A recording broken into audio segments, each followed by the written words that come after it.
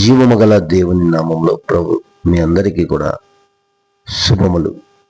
దేవుడు ఈ దినం మీకు సమాధానము కలుగుని చేయునుగాక. ఆమేన్. అందరూ బాగున్నారా? మీ అందరూ కూడా క్షేమం ఉండాలని అర్దిన దేవుడికి నేను ప్రార్థన చేస్తున్నాను. ఈ ఆడియో మెసేజ్ వింటూ మరి అందరికీ షేర్ చేస్తూ దేవుని మహిమపరిచిన మీ అందరికీ దేవుడు బహుగా దీవించునుగాక. ఆమేన్.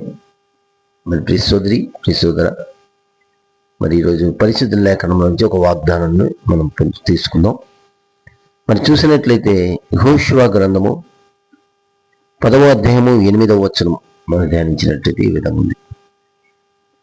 అప్పుడు యెహోవా వారికి భయపడకుము, నీ చేతికి వారిని అప్పగించి ఉన్నాను, వారిలో ఒక్కడును నీ ఎదుట నిలబడని యెహోషువతో సెలవీయగా. ప్రియ సోదరి, ప్రియ సోదర, ఈ యొక్క వాక్యంలో చూసినట్లయితే యెహోవా పరలోకపు తండ్రి, జీవము గల దేవుడు సేవకుడైన యెహోషువకు ధైర్యం చెప్పుకుంటూ శత్రువులను భయపడకుండా వారిని తన చేతుల్లో అప్పగించానని హామీ ఇస్తున్నాడు. ఈ దినమున నీ విషయంలో దేవుడు మాట్లాడుతున్నమాట, నువ్వు దేనికి భయపడుతున్నావు?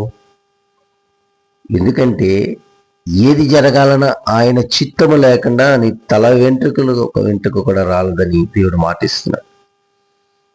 నువ్వు దేనికి భయపడుతున్నావు? ఏది చేయాలన్నా ఆయన చిత్తం లేకుండా, ఆయన ఆజ్ఞ లేకుండా ఏది జరగదు. చివరికి అపవాది సాతానైనా ఆయన దగ్గర పర్మిషన్ తీసుకొని మనల్ని టచ్ చేయాలి.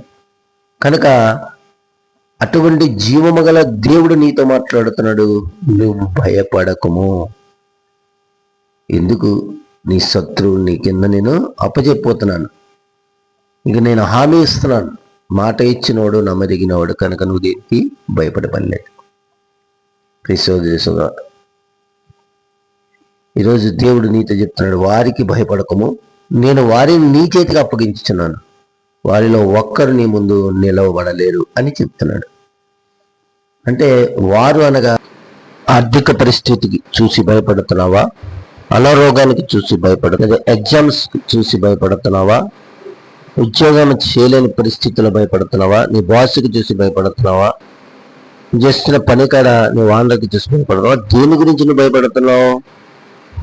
దేని గురించి భయపడే పని లేదు.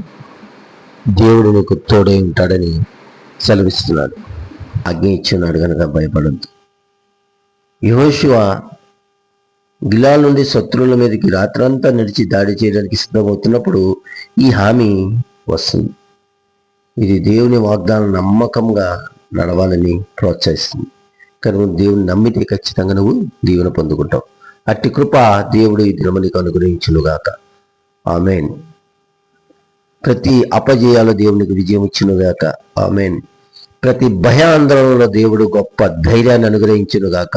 ఆమేన్. నీకును నీ ఇంటికి నీ కలిగిన సమస్త వాటిని దేవుడు దీవించునుగాక. ఆమేన్. కృప కలుగునుగాక, కృప కలుగునుగాక, కృప కలుగునుగాక. ఆమేన్. దేవునికి మహిమ కలుగునుగాక.